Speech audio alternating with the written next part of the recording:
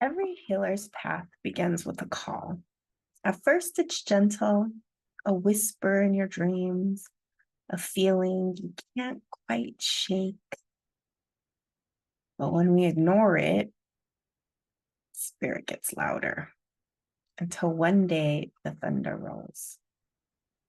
I'm Songbird Grandmother, and in this episode of the Empowered Healer podcast, we'll explore the 3 stages of calling and how to recognize them before the storm rolls in. This is a very important topic, and it's really a foundational topic that we're going to dive into for the month of October. This topic is the calling. And this calling is more ancient than humankind. When human met spirit, the calling began. And this is one of the foundational things that we have to understand on our healer's journey, our healer's path. And eventually, when you walk other healers through their journey, their path, this is what you will experience. The shamanic calling, the initiation, sometimes the burden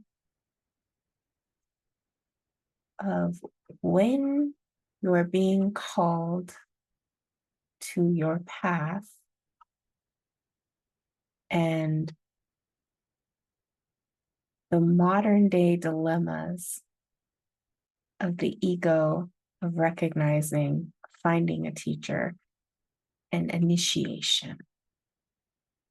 So I invite you all to take a nice deep breath in and out. We are in the veils of spirit this month, and it's a powerful month for ritual, ceremony, invitation, initiation, and owning your journey and path. So over the years, I have sat with so many people who have come to me during the calling stage.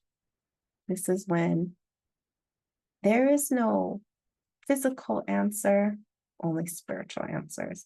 This can get very confusing as well because there's psychosis and there's calling. And sometimes they go together and sometimes they don't. Mental health crisis does not equal spiritual awakening. I know we like to merge and blend and blur those lines at times, but they don't go hand in hand every single time. There are many components to our biology, and this is where experience, connection, knowledge, education, wisdom all have to come together to form an answer. So in the beginning of a spiritual calling, into a shamanic initiation, there is a whisper. It's a whisper. Usually it begins with subtle nudges, dreams, synchronicities, restlessness, just, you can ignore those things. Those are the first nudges. You can ignore them. They're not detrimental at this point. They're not in your face. They're not annoying or obvious.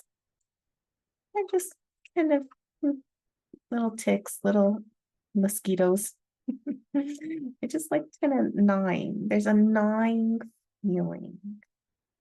And in this gnawing feeling stage, you can have the opportunity to dive in, follow that gnawing feeling. Where is this going? Sometimes it's like this unsatiable feeling of wanting to know more about spirituality, of wanting to know more about your ancestry, of wanting to know more about the unseen realms. That's the gnawing, that's the fire, that's the beginning. It's starting to spark. Things are starting to come alive. That's the fun stage. If you follow that stage and you really dive in, it's a very fun stage. If you ignore it and push it away and stupid mosquito, this thing. I want to be normal. I want to, live a normal life. I want to marry a normal person. I want to, we poo-poo these things. And then the shout stage begins, where now spirit is going to get your attention. It's like that ghost that started with the flickering lights, and then now like things are flying across the room a little. So it's the relationship upheaval, job loss, emotional breakdowns. And you're still kind of missing the deeper meaning. You can still miss the stage. It's like, why is everything falling apart? I'm not really seeing it, or I don't want to see it, but it's there. It started as a whisper, now things are flying, and you're still possibly doubting, well, it's because of stress. Well, it's because of, I don't have enough time. I'm just not really feeling well because I've been going to karate class or kickboxing, or I ate the wrong food. That's very common. I ate the wrong food. I don't feel good because I did, tacos last night. Never had problem with tacos before. I suddenly have problem with tacos. So this stage is when you can find the emotional parts coming up. And a lot of times it's through health. It's the health stuff that usually healers will respond to the loudest. Dreams, you've probably had dreams your whole life. Synchronicities, yeah, restlessness, the kind of anxiety issues you've probably had before as a healer. But this stage where stuff really starts to break down to get your attention, it's the stage where you should be looking, you should be recognizing, you should be opening your eyes and really thinking, maybe this is something deeper beyond stress, right? Because it doesn't stop. The ghost started with the flickering lights, and then now things are flying across the room, and now you're starting to think you're crazy. This is the crazy stage. Like, am I crazy? Am I really seeing that? Am I really experiencing that? Is that real? I don't know. This is when 1111 starts popping up, those syncretic numbers, but in an uncomfortable way. A lot of people say, this is when I first started seeing that number. This is when this started really activating, and I just couldn't understand it. You're saying stuff like that, you're in that stage.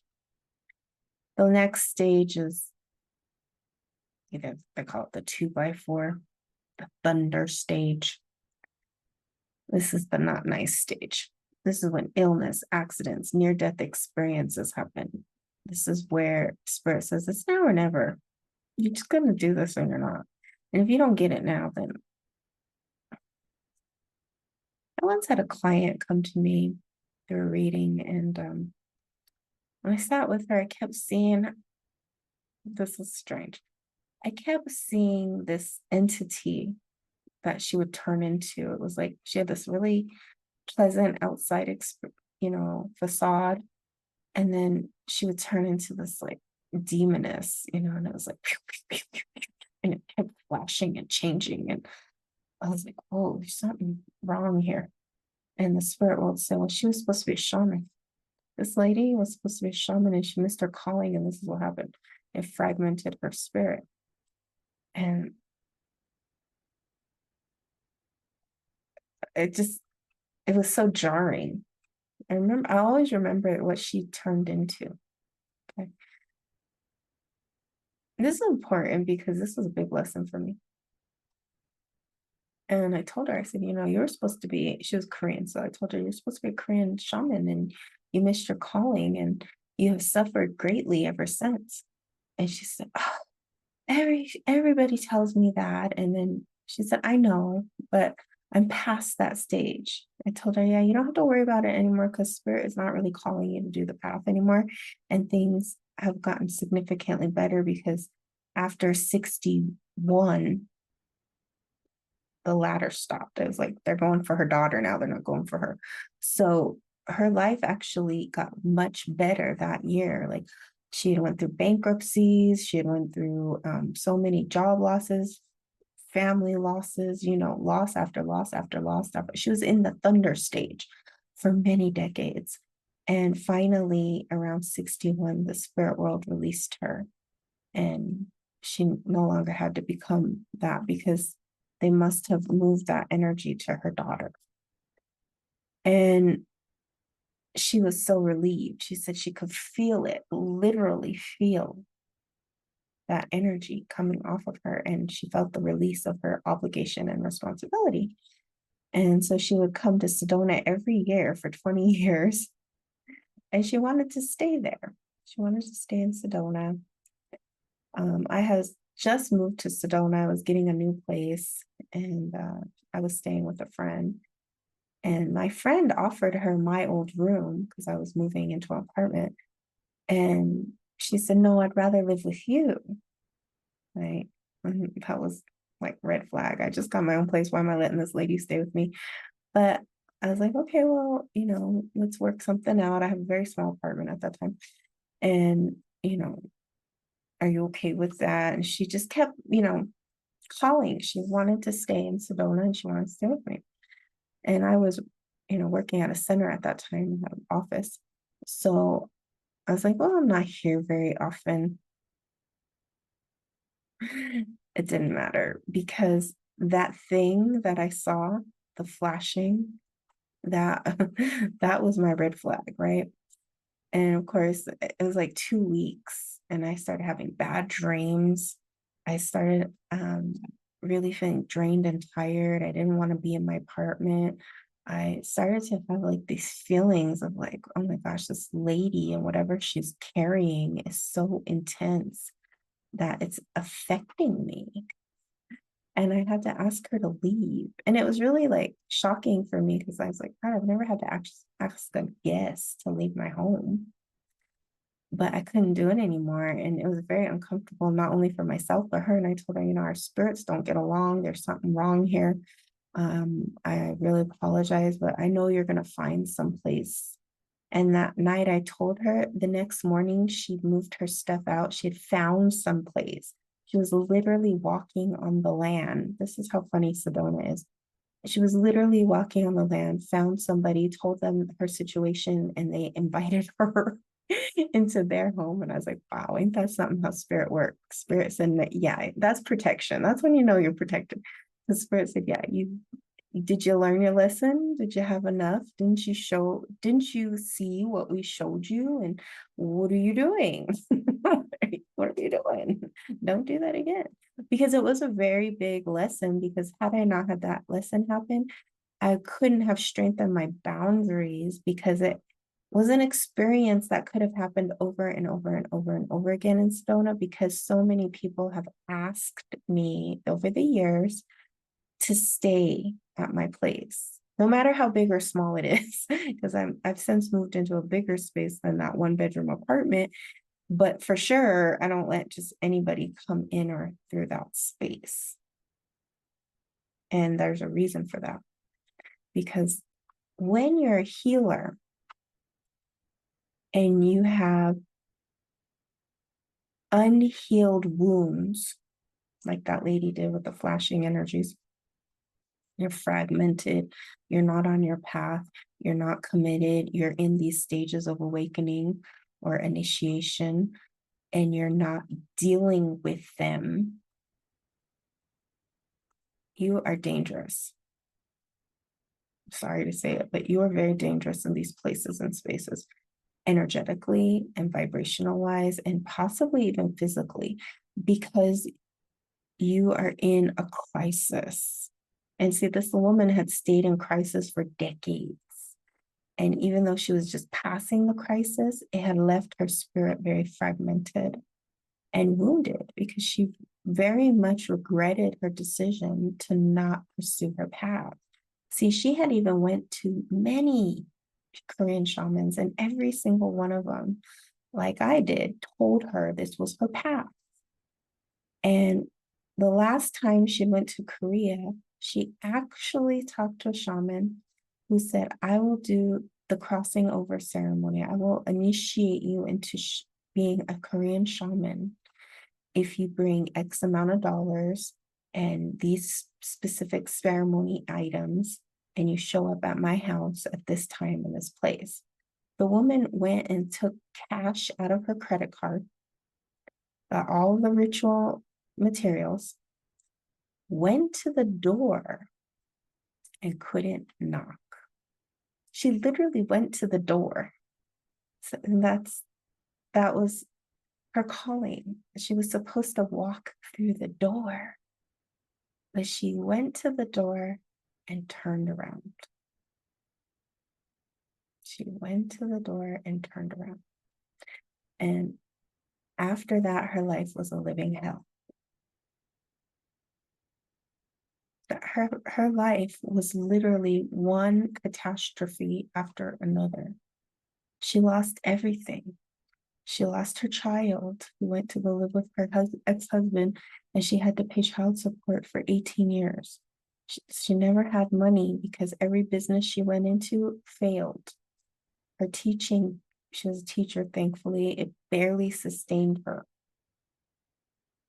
She was haggard. She was very sad, very depressed, and anxious ridden for decades. And when I had met her, she was just at the beginning of finding life after. And she was very fragmented, very wounded, and unfortunately lost.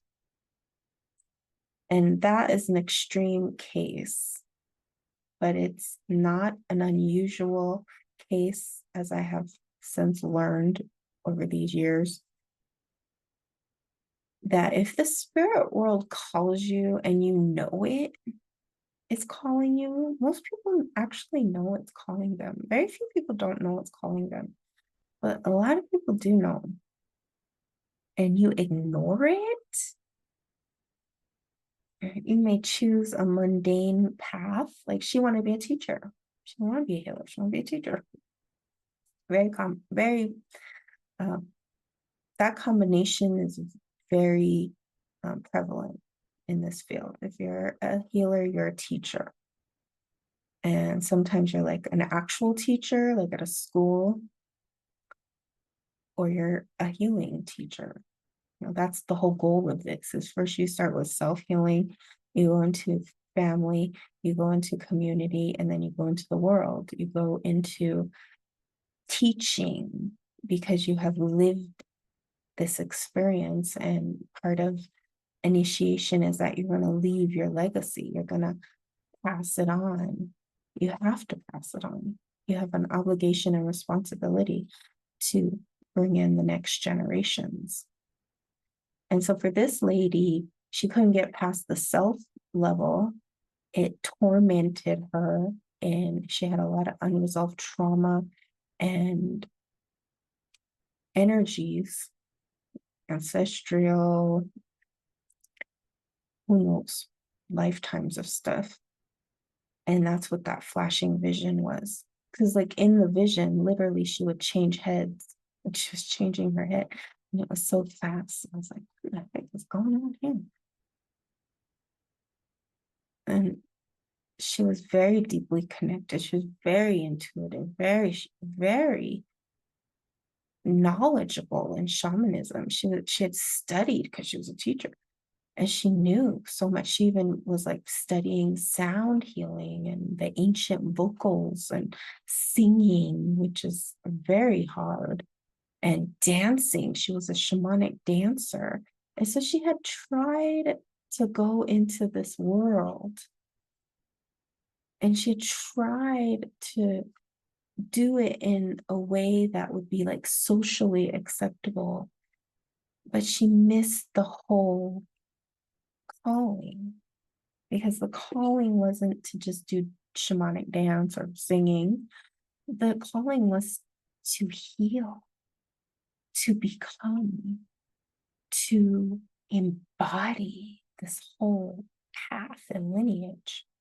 And she was at the door, but she couldn't knock. And I just feel so bad for that shaman who prepared, because it's a lot of preparation to do a big initiation ceremony. How devastating, because she would know. She knew that that woman came to her door. That's the thing. She's a shaman. She knew the woman came to her door, but didn't walk in.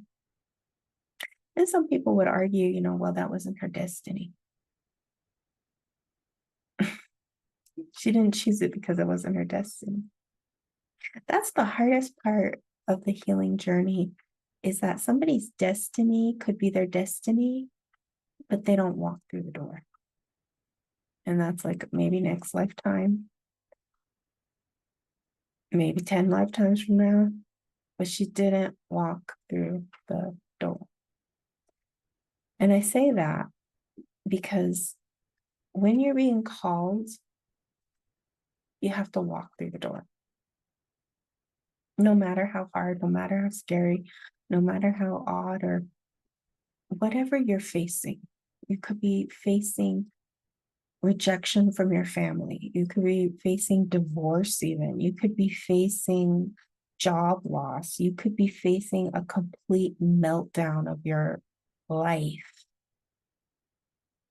I think that's what most people fear when they're in the initiation phases, the early initiation phases, is if I pursue this path, will I have to divorce my partner? Will my partner leave? That's a very real thing. And that happens a lot. It's not to be fluffed over. It is. It's a real life concern, because some partners will be scared. Some partners will not be with you through that journey. And that's a very hard thing to realize, that this path has to become number one in your life, above partnership, above even children at times. It has to become like your one priority, because that's how the spirit world will make it, is that nothing can interfere with your life's work, because your life's work literally saves people. It literally blesses the earth. This path is not the ordinary. That's the big responsibility that people run away from, is that this is not a path of frivolous love and light, crystals, herbs, cultural appropriation. That's not what this is. It's much deeper and more profound than you'll ever really truly know. And people feel that. I've had clients say, I ran so far from this path because I could feel the depth of it and it scared me. I could feel the power and it scared me. I could feel my whole life changing and it scared me.